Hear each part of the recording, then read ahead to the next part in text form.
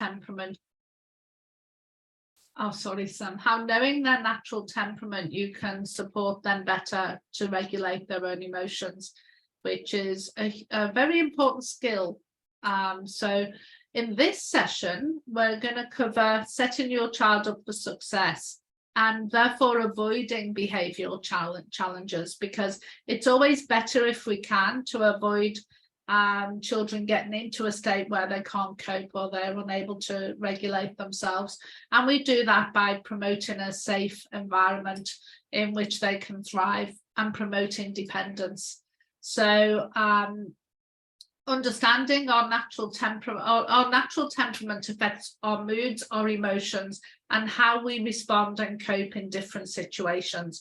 So we're all born perfectly imperfect individuals.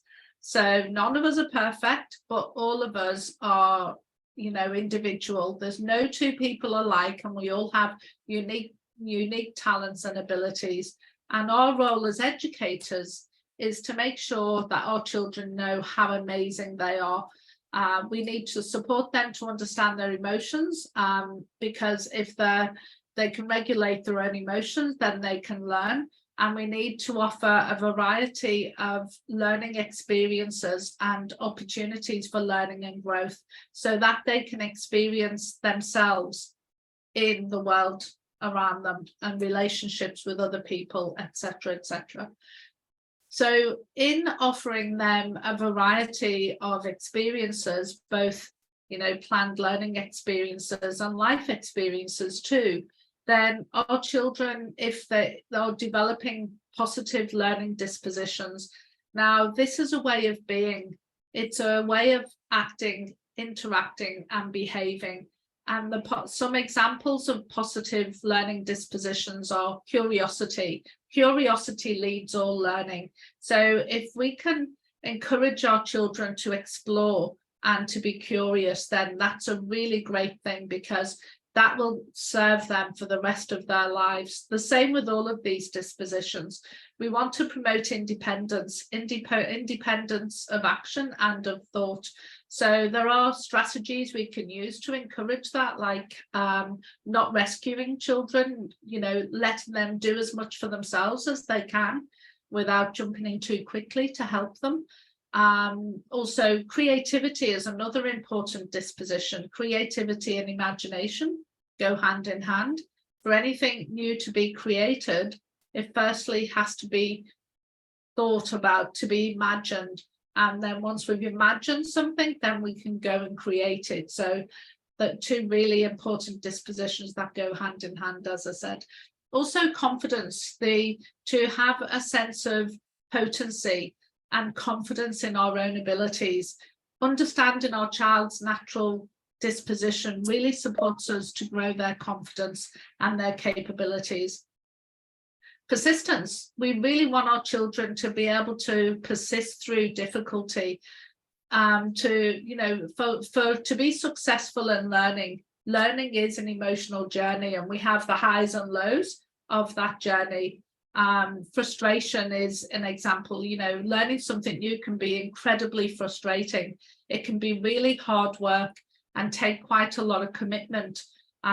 We want to grow our child's persistence and their ability to really try hard at new things so that they don't give up at the first hurdle, because we need to persist to get to success, and to navigate those emotions is really, really important as we're on that learning journey.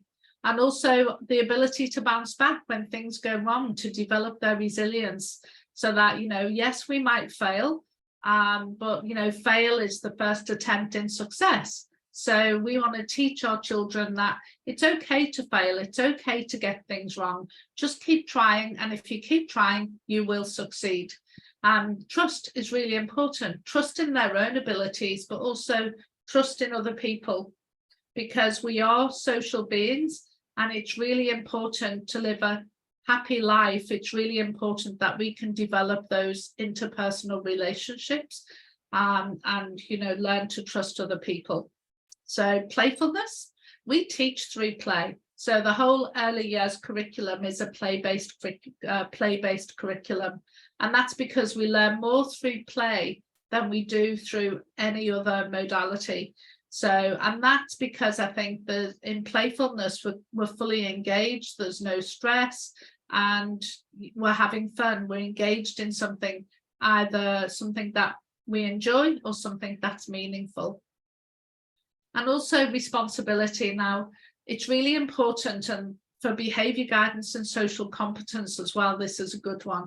It's really important that we see our children as responsible beings. You know, we need to teach them to be responsible for their own actions. So we often hear the term kindy justice. That's one way to learn about responsibility, because if you behave a certain way, your peers are going to respond back in a certain way. And yes, children learn from that experience, but there are also ways that we can intentionally teach children to take responsibility for their actions. So giving them choices and holding them accountable to those choices is one way of doing it. But there's lots we could talk about there, but really, I just wanted to give an example of some of the positive learning dispositions and how it's really important to foster these. And we do that through a play-based curriculum, but also through understanding our child's natural temperament. We can understand where they might need a bit more support in different areas. So it's really important, critically important, in fact, that we grow our child's self-awareness. Again, we've talked a lot about emotions, and I always do, because it's something that really is something I'm passionate about myself, that, you know, learning is an emotional journey. We are emotional beings, and you can have a highly intelligent child who's really knowledgeable and can retain information and, you know, does well academically, but they don't know how to regulate their emotions very well, and that's affecting their ability to interact positively and engage with other people and build relationships. Well, to me, then, you know, that child is going to have a much harder time in life than a child who might not be so academic but has really good emotional intelligence, can regulate their own emotions and build interpersonal relationships. So we want every child to be happy and successful. And when we say successful, we mean success in all areas of life, not just academic success. It's really important that building relationships and trusting others, etc., is really a big part of our lives. We want to teach children how amazing they are, that they are absolutely fantastically clever individuals. They have their own unique strengths and their own unique abilities, and so too do other people. So if they can be confident and competent learners, willing to be involved in experiences, willing to take risks, take emotional risks, take physical risks, take intellectual risks as well. Starting anything new is always risky. You know, it can be it takes courage sometimes to step forth and try something new. But the more we can encourage our children to do that, the more they're going to rely on themselves. They're going to build that sense of potency and I can do this kind of attitude, so that they're empowered to take action on their own. Empowered to take action independently, but also take action on their own ideas and to try new things and develop new knowledge and new skills as well. And depending on the genius, some children are more likely and more confident to step forward and try new things. Typically, a dynamo profile and a blaze profile definitely will jump in both feet first. Tempo energy and steel energy children might be a little bit more hesitant. But, you know, we don't have a stopwatch. We're not rushing them along on this journey. They can take their time and do things when they're ready, so long as that they're happy to, you know, to try new things and take action. And to provide a positive environment for children to thrive, they need to have a sense of belonging, to know they have a place, and to know to feel comfortable with the rhythms and the rituals, the routines of the environment that they're in, to be understood and affirmed as individuals. Again, this gets back to understanding the temperament of the child by not comparing them to other children, by seeing them as unique and individual, and they're perfect just as they are. So that I'm building a sense of autonomy, and that teaching them to manage themselves, and also the physical environment needs to support to the promotion of their independence, so that they are able to do things for themselves and are not too dependent on adults for every little thing they have to do. If we want to give them responsibility, we have to give them a level of control and autonomy over the environment. And of course, again, getting back to the social competence, it's so linked to understanding our emotions. So we need our children to understand what their emotions are telling them. Some children are naturally empathetic and seem to have a natural talent with this, particularly our tempo children. But for some other genius types like steel energy, we need to intentionally teach some of this because they might struggle a bit more in this particular area. So we want our children to be able to communicate their needs and their desires effectively, and to understand that other people have needs and desires that may differ from their own. This can be very challenging for some children to understand, so that they're able to play and work with and alongside other children. Again, really important skill for lifelong success and happiness. It can be really challenging for children to learn that, you know, they can't always have their own way, and other children might not agree with them. But it's all learning. We don't expect them to get it right the first time, and we need to just support them on that journey. So understanding our child's unique temperament helps you limit or avoid stressful situations. So we talked, I think, on our first session about more introverted children or steel genius children might struggle in busy playgroup situations. Well, the way to support them through that is to give them the knowledge about what's going to happen, when it's going to happen, what's expected of them, and also maybe to just limit the time or go when it's a bit quieter and leave before it gets too crazily busy. And there are lots of strategies we can engage, and you will know, you know your child best, and if you understand their temperament and where they struggle, then we can set them up for success. And the more success they have, the more their confidence will grow, and the easier it'll get for them as time goes on. Understanding our child's temperament also supports you in understanding your child more, in setting up realistic expectations for their behaviour, and also for yours too. So as Sam shared just before we started, knowing she's a different temperament to her child really supports Sam in understanding that interpersonal relationship. Because if you're a blaze energy parent with a steel energy child, then it can present its own challenges in really understanding each other, and the same the opposite way around as well. So if we can understand it from an intellectual perspective, then we can be thinking about different strategies we can employ to support that, both your relationship, but also set your child up for success. And of course, understanding the child's natural temperament, we can support them in managing their emotions.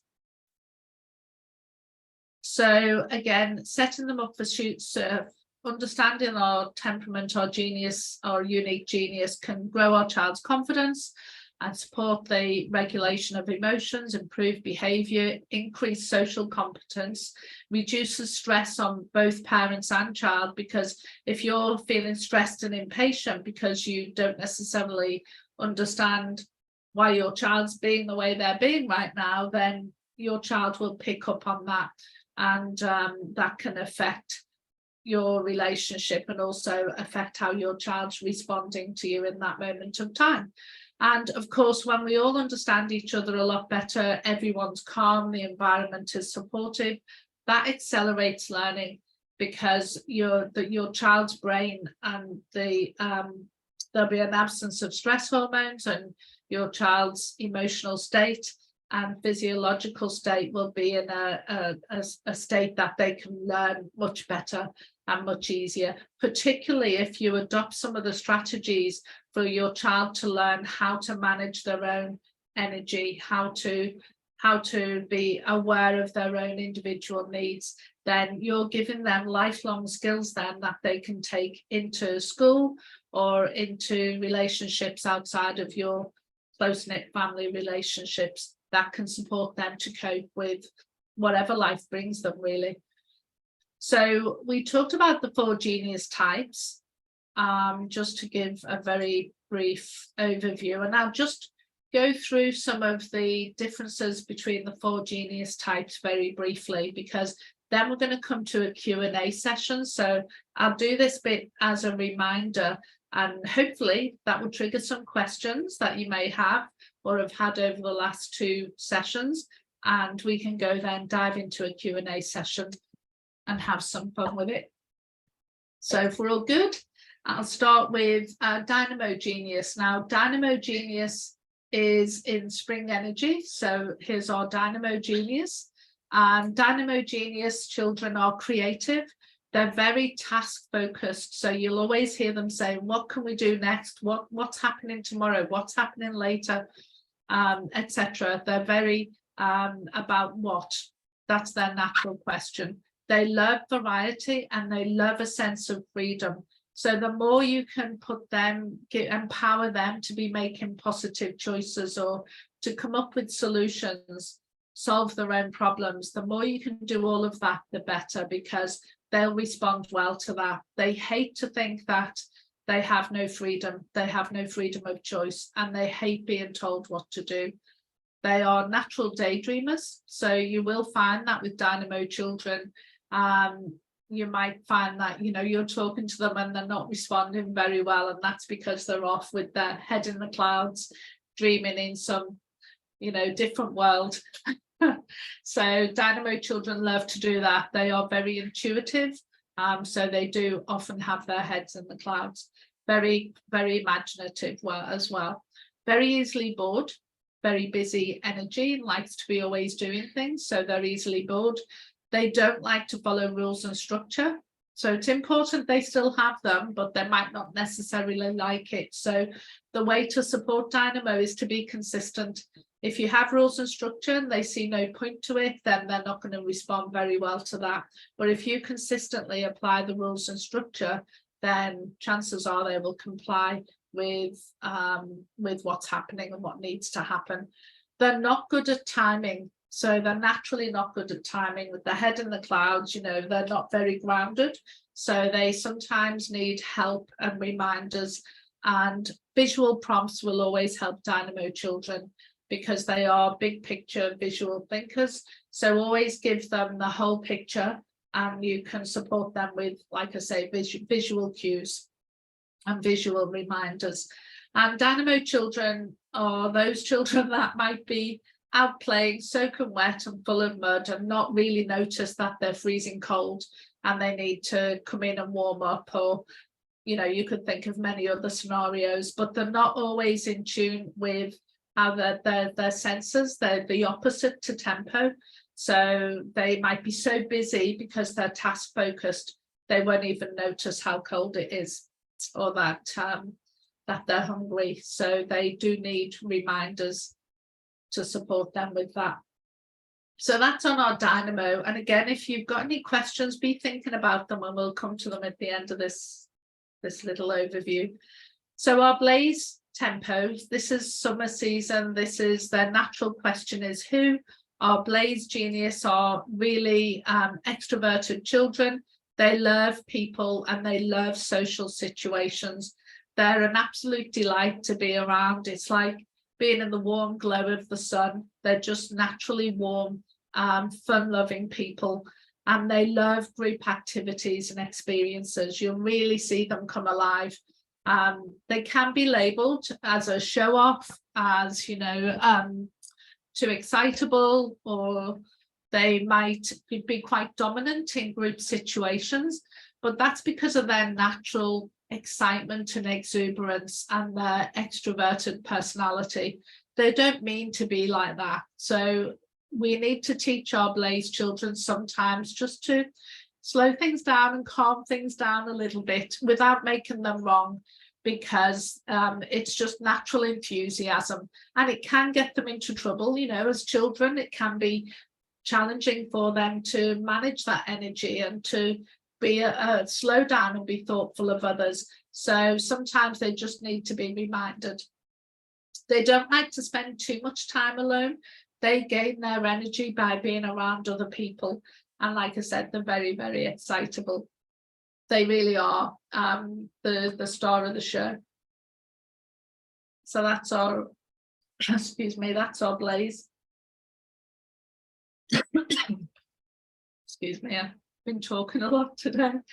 So we have next door Tempo Energy. So now we're into the autumn season. Now, as we go from spring to summer to autumn, the pace slows down a bit. You know, it's a bit slower as we start to settle down into autumn. Our autumn genius children are really sensory. They're very sensitive to the feelings of other people and themselves as well. So they're really warm, nurturing, caring, sensitive children. They're the children that will always be the peacemaker between relationships, and they can be easily upset if other people are upset. So it's really important to, you know, to listen to them and to understand that they do pick up on other people's feelings, and they can sometimes struggle with that, particularly when they're very young, because they can't always understand that actually they're feeling sad, but it's because they're picking up on other things around them and not necessarily about themselves. So it's really important that we do help them to communicate their feelings, and to also, they are very sensory sensitive. So if there's lots of noise and bright lights and lots going on and everyone's busy, then they can struggle quite a lot and become very easily overwhelmed. So we want to be giving them strategies to manage their own energy, to find ways to calm themselves, because sometimes we can't immediately remove them from that busy environment. So giving them strategies to help themselves in those situations can be really, really supportive. Tempo Energy children can be very, very stubborn. And, you know, they can be almost immovable in some situations. So having that Tempo Energy children love to have a routine and a rhythm and predictability. So the more that you can provide predictability and structure, the less likely you're going to see that stubborn side. So if we can teach them to manage their own energy, support them with the routines, and build those really lovely, close, nurturing relationships, then we're going to be supporting them really well. They are very, very sociable and friendly as a temperament, but they prefer small group friendship groups, even one-on-one, or, you know, just a few people, rather than being part of a big party in a big group. They've got very good people skills because of the empathy. They're very strong in empathy. So our Steel Genius, the last of the 4 genius. So Steel Genius children are winter energy.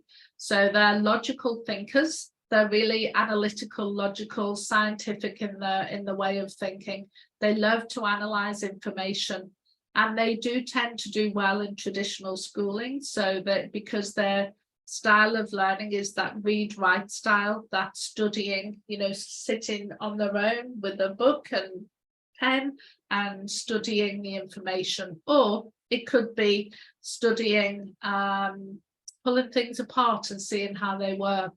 They love to, their natural question is how, so they love to work out how things work, and they love to have all the information before they jump in and perform a particular task. They're black and white in the way they think. They have a strong sense of right and wrong. So if they feel or sense injustice, then you're going to really upset them. They're not going to respond well to you. It's really, really important that, you know, you're consistent in your expectations and they don't feel like there's been some injustice against them or other children around them. If they do see that, you'll get a reaction for sure. They don't like to be put on the spot. So to maybe ask a Steel Energy child to perform in front of other people, or ask them a question and expect an immediate answer when they're in a whole group of people, you're going to really knock their confidence. You're going to make them feel bad because they don't necessarily think on their feet. They like to think things through first. So best not to put them on the spot if you want them to feel empowered and positive. Again, they don't like being the center of attention. They don't like being in large groups. Doesn't mean they're unsociable. That's, don't get me wrong, because they're very sociable children. They just don't cope in big groups for extended periods of time.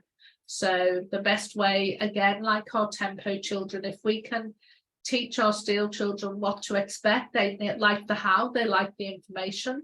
So if we can prepare them well in advance, give them all the knowledge about what to expect or what's expected of them, then you're going to help them a lot. And they like familiarity. They can struggle with change. So Steel Energy children are likely to struggle more with big changes, like traveling overseas or moving house, because certainty is really important to them. They like certainty and security. So it can be really, really challenging if there's big change. And changes are part of life. So all the skills we teach, by intentionally teaching them how to cope in these situations, we're developing those positive learning dispositions and giving them skills that are going to serve them a lifetime. So just in an overview, if we look at the environment, these are just some ideas that each of the different genius will respond really well to. Now, again, we talked about this being, none of us have just half of a brain or a quarter of a brain, so we all respond well to all of these. But if you can be thoughtfully thinking, right, for my tempo child, I know they can become overwhelmed if there's a lot of noise, or even sometimes just being around a lot of people for a while, or if you're busy, you know, they might want to take themselves off. Then tempo children can do really well with a sensory area or a sensory room. Now, the way to do this in your home environment could be to buy a real cheap pop-up tent, or make a den out of cardboard boxes, and, you know, teach your child that we can make this a special place. Children love making dens out of cardboard boxes, and the great thing is you can decorate them, you can put a curtain on them, you can put like one of those battery operated lights in there to have different colored lighting. You can have fluffy toys to help soothe and calm the senses. You can make it wherever you want, and it's a great activity in itself, but you can make it into a sensory area or sensory room. Having quiet spaces to go to. I have a tempo son who's grown up now, but he used to, and he's got two older brothers, so it could be crazy in our house sometimes because his older brothers were Dynamo and Blaze. So you can imagine how crazy our house was. But he would take himself behind or to the side of the sofa with a few of his favorite toys, and he'd play there for ages. And he loved it because he was not visible. He couldn't be seen by the others. He couldn't be interrupted. And so he intuitively knew to create that space for himself, which was really, really good. Tempo children love to be in nature. And caring for animals is really good for them, or, you know, being able to have time out in the garden, learning about nature, being in nature. Sensory activity is really good too. So, you know, things like Gloop or Play-Doh. I think we've got recipes, so if you don't have them already, you can just flick us an email and we'll send you all the recipes. But there's some great slime recipes, gloop recipes, Play-Doh, anything that can be manipulated, and particularly if it's sensory, can be really good for tempo children. And you can change it up as well by adding things like hair conditioner and glycerin and all these things that make it a whole different sensory experience. And, you know, put in your dinosaur toys in there, or and things like that, just to make it a bit more interesting. So that's a bit about things you can do for tempo children. But if you think about it for your dynamo children too, if they're out of balance, then sometimes giving them something sensory to do can just calm them. Because remember, when children get out of balance, we go to their opposite profile. So be thinking about if your dynamo child is completely lost it and out of balance and not coping very well, provide some of these sensory experiences and it'll just help to ground them a little bit more, because dynamo children love imagination, the imagination area, and open-ended resources.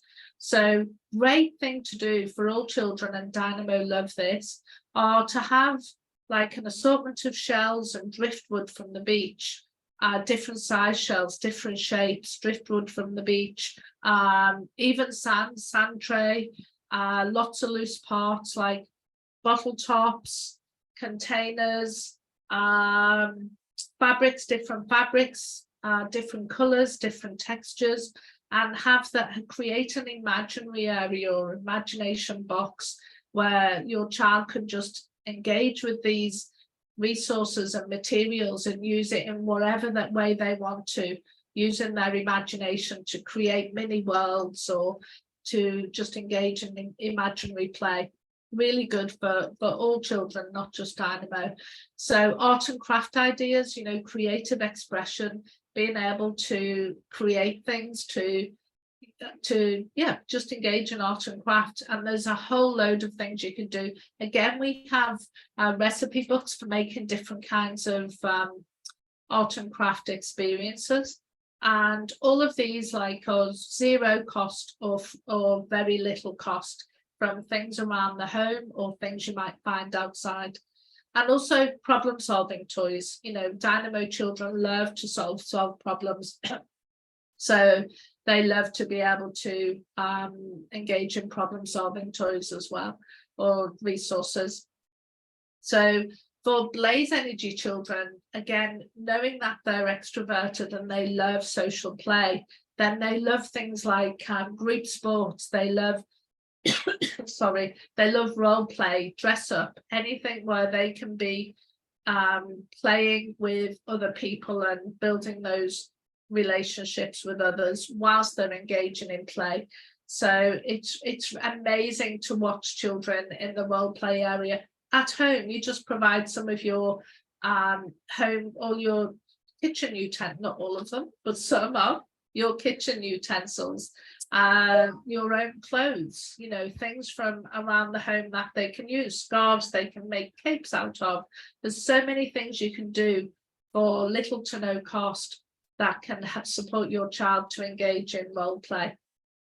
And also small world play as well, with toys, dolls, etc. It's where they can be talking and making sense of the world around them through verbalizing what's happening as they're imagining with their toys, as they're engaging in role play with other children.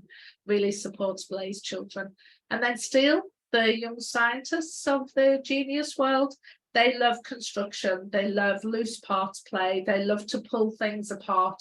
I remember for my one of my sons, well, my two older sons, we had a washing machine breakdown, and because we had a big garden, I was able to I put the washing machine outside and gave them the tools to pull it apart, and they loved it. It was there for months. It wasn't that pretty, of course, and yeah, it was a bit hard to live with for a while, but they got so much out of it.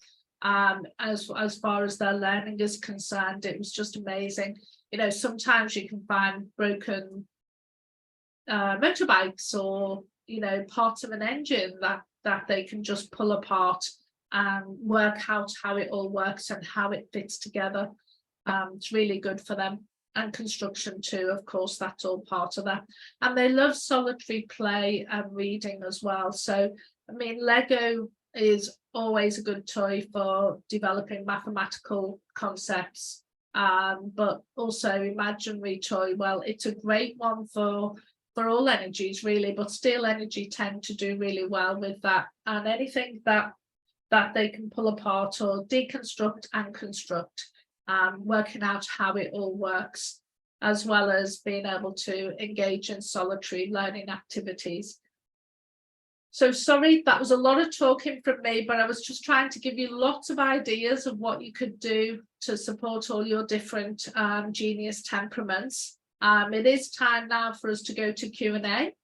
So I think we've got about 10 minutes. So if we've got any questions, if there's any in chats. Oh yes, adapting to each. Thanks, Olivier. Yeah. Remember to drink water. Absolutely. Remember to promote independence when you're remembering that too. So the more you can help support your child to maybe go and pour their own water and, you know, decide to. Part of learning to self-regulate our emotions is learning to regulate our body rhythms as well.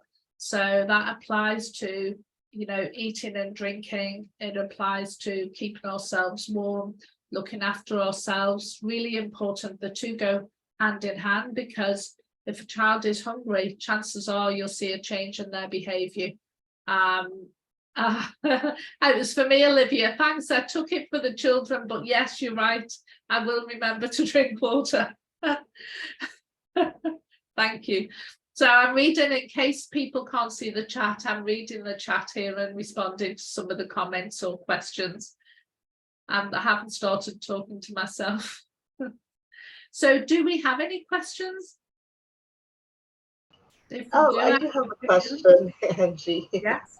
Is it possible for 4 different people with 4 different temperaments to thrive and live peacefully in one house? Like, I just realized I'm a tempo genius. My husband is steel. My eldest child is a dynamo, while my youngest is a blaze genius. And Oh, wow. how can we possibly thrive? That's why we go through this, Sam. It's to reach a better understanding, because if you understand each other, then you know that you're going to be a lot more patient with maybe a behavior that you don't understand. So so I would say definitely understanding this is one, and patience is another. But also, how cool is that you've got the balance in your family, because you'll all have complementary strengths and complementary genius types. So it makes it a really rich home learning and supportive environment, because you'll complement each other's strengths, but also each other's weaknesses. So that's cool. So do you find, like, I see that you've managed to identify all of your genius types in your family, Sam? So that's really cool. We were all listening while we were discussing the different temperaments earlier. We were just laughing in the background because we can all relate. And my husband was intent on listening to his genius, because I told him that you're a steel genius, and Yeah. he gets it. And yeah, I totally agree with Olivier when he said there's usually someone who has a diplomatic energy to handle all your 4 energies together in a smooth way. So in our case, I think it's the tempo genius who will handle all 3 of them, if I'm not mistaken. You're absolutely right there. Tempo genius tend to be the peacemakers. Yes, so they're right in the middle of I'll just go to the square. They're right in the middle of the genius temperament square. So it means, like, if I share this, no, it's not working. So if we look tempo genius, dynamo 2, they're right in the middle, balanced between the introverted and the extroverted. So they tend to really understand both sides. So that gives them that skill, that ability to be the peacemakers. Yeah. So we just have to make sure, though, that the tempo genius doesn't take too much of the peacemaking on, you know, remember we talked about the different types of, when we look at behaviors that we look at, and this can apply to adult behaviors too. Sometimes we all know that adults sometimes misbehave. So when we look at these types of behavior guidance strategies, yes, tempo have this ability for empathy and being the peacemaker, but they still have to understand that it's the responsibility of each of the geniuses to communicate effectively, even if it's not in their strengths, and take responsibility. So whilst you're being the peacemaker, Sam, in your family, and I'm sure you do an amazing job of that, you will be also teaching them how to communicate effectively, or how to follow rules and boundaries, etc. It's a lifelong skill, and it's a work in progress. But, a It question certainly too. is. Sorry, Angie. No, go on. If we apply this in a home-based education setting where you have 4 different children with 4 different temperaments, Yeah, what activities could you suggest that all 4 children will thrive and enjoy? that's Um, a really good question, actually. So sensory play, sensory play is always a good one, because it's grounding. And remember, for our preschool children, we're working with the whole brain. So if we can provide sensory play for children, it can be, even if it's not their profile, it can be very grounding. Impractical to have that going all day, because A, children will get bored, and B, it's quite messy. So things like open-ended toys, resources, I would definitely, I'm just going to share screen again. I would definitely be saying things like construction toys. If you mix the construction toys with, and I'm talking about things like blocks or Duplo, Lego if the children are older, but Duplo, the bigger blocks, a bit like on this image here, we've got coloured blocks, or you might have natural blocks or you might have Duplo blocks, which are like big Lego. Then if you have that as a resource, and you also add materials of different sizes and shapes and different textures, just like the odds and ends from the fabric box, with then maybe perfect example would be animals, like dinosaurs or animals, as well as the shells and the natural resources. Then you've got a completely open-ended play basket, and it will suit all different temperaments. You do that at the same time as having thinking about the main 4 areas of your setting. So you'd have a quiet space. If you're a home-based educator, the quiet space could be just by under the table with a sheet over the top, or it could be a box, or it could be just a corner that you've put a few cushions and a few soft toys. So it's just a space that, if you've got 3 children who are more exuberant and high energy, that tempo child can just go off with a few of the bits of resources and go to the quiet space if they choose to. So I would say that was a really good one to have, as well as your core curriculum. So a quiet area for books and the sensory activities. Emergent writing is really important to have out all the time as well, or available each day. So that is some kind of, some kind of mark making. So it could be chalkboards and chalk, it could be whiteboards with whiteboard markers. Chalkboards and chalk are great because they do less damage to the environment, I mean your home environment. Or, you know, crayons and paper out, and just have it available for most of the day. So children can choose to go and engage in that space whenever suits them.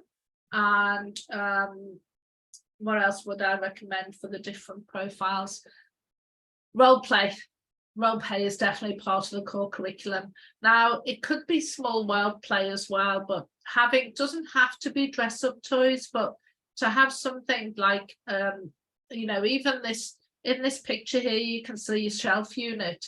That shelf unit could have things like pots and pans. It could have bowls of different sizes.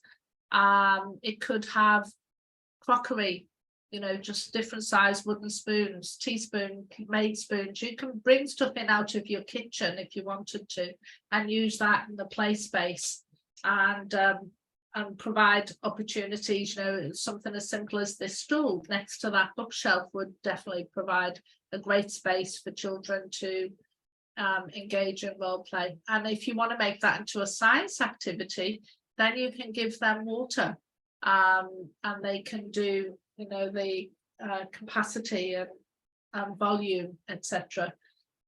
Or you can take it outside and use food colouring and make all the different colours with the food colouring.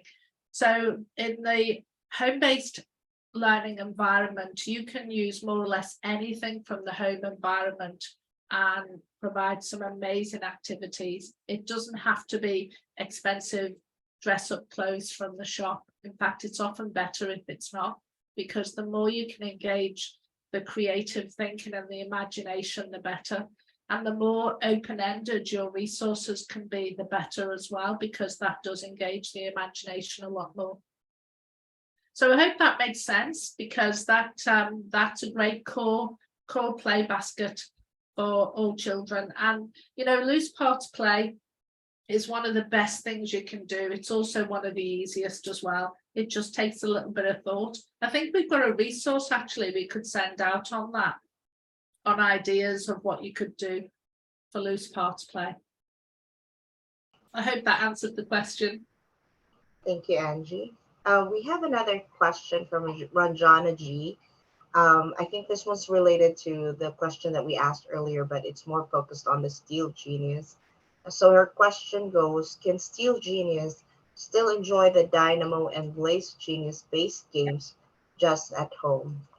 Yeah, absolutely. Yeah, absolutely. So I think with the Steel Genius, it's being aware that they can struggle sometimes with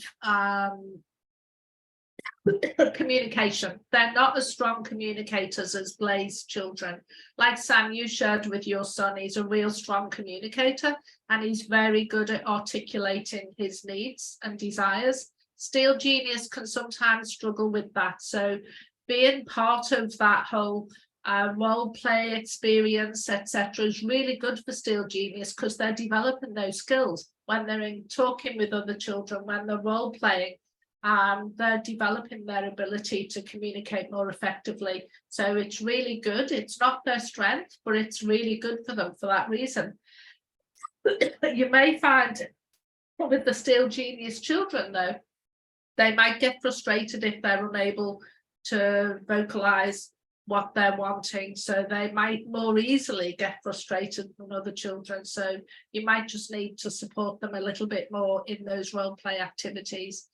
Or they may well be fine. It does depend on the dynamics of the group as well, and on the, you know, the stage of development of the children they're engaging with too.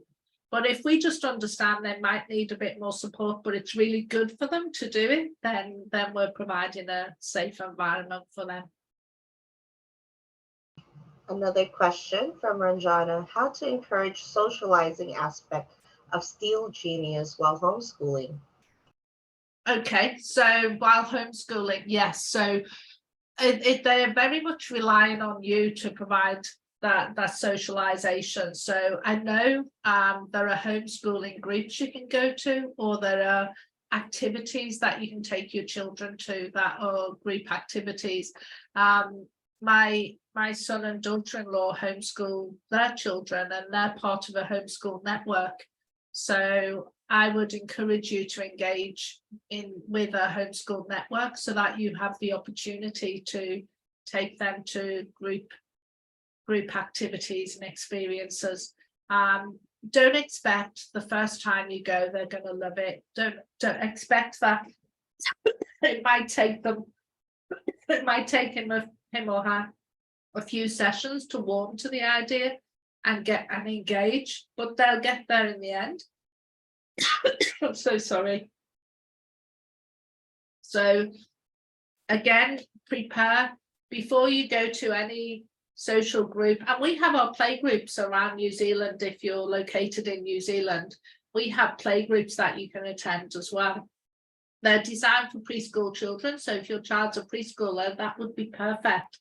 Forest schools as well, we run forest schools across New Zealand, so you can attend them for free. So if you go to our website, you'll be able to see where we're holding the next events. But when you're taking him to these new settings, or her, then tell him what to expect. I'll just assume it's a him, it's easier for me to talk that way. Tell him what to expect before you go. So give him plenty of notice, and tell him where you're going, who's going to be there, and what to expect, and be there with him, of course, for a while. And you'll find he might stay by your side until he feels comfortable to go off, but he might need some encouragement. If it's a play group, you might need to encourage him to go over to the art table because there's 6 other children there. So just go with him and stay by his side for a while until he feels a bit more comfortable. Your consistency is the key. So do go back. If you find he's struggling because it's all too much and he doesn't know the people, then stay for a shorter period of time and then just extend the time as he becomes more and more comfortable. And for some steel energy children, they might be perfectly comfortable going to new environments. It just might be if it's all they might just more easily become overwhelmed if it's too long a time, or depending on the personalities of the people around, really, is how they cope with that situation. And knowing that you're the safe space as well, and I'm just here, so it's predictable. He knows where you are, and that he can come back to you when he's had enough. Aragana says, it's awesome. I would like to check out playgroups. We live in Wellington. Yes. That's awesome. Kindly check out this calendar of events, and we have all our playgroups across New Zealand. I'm sure your little steel genius would be able to enjoy. Okay, so Sam, you've put that in chat, haven't you? Yeah. Yes. Okay, I'll just share screen as well, so you'll see we've got a calendar of events up here about what's happening where. So please do check out our website. If you're not sure or you want to know more, just give us a ring. Our number is here, 0508 264 357. And we've got an amazing visiting teacher. Well, we've got lots of amazing VTs, but Jane Mallon in Wellington would be more than happy to help you and invite you to the playgroup. But go to the website and see what's there of interest. Cool. Are we all done on questions? Because I think we're actually all done on time, aren't we? Oh no, we've got just a couple of minutes. We're all good. Olivia says, great to see many activities there. As I'm online, I will only seek online events. We'll definitely keep you posted for any online events you will have in the future. Yeah, we will for sure. And we tend to do monthly online events on different topics. This one has been 3 sessions over the week because it's quite a big topic to discuss in one.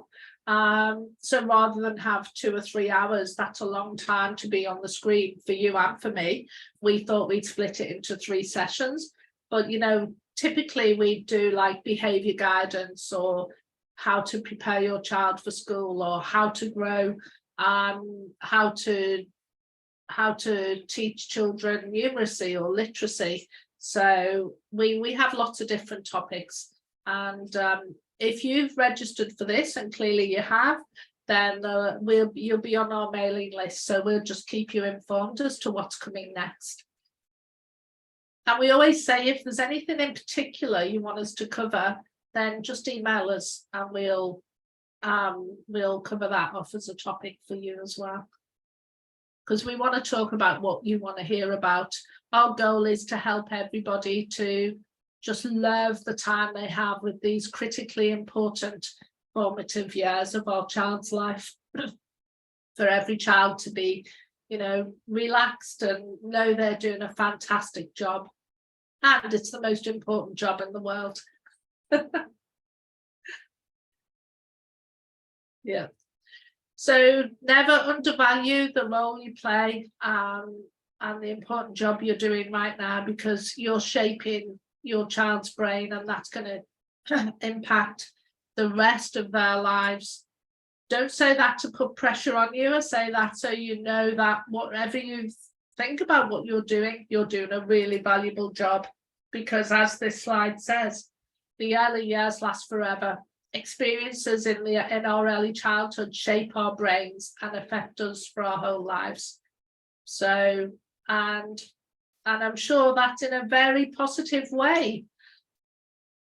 So here is our website. I think Sam's already put that up with the calendar of events. We've also got a Facebook page, so we tend to post everything on Facebook. So if we've got an upcoming event, we'll put reminders on Facebook. So it's definitely worth joining our Facebook page. And like we said, we'll let you know when we have our next events. So thank you so much for attending. It's been great to have you here. And I look forward to seeing you on our next webinar.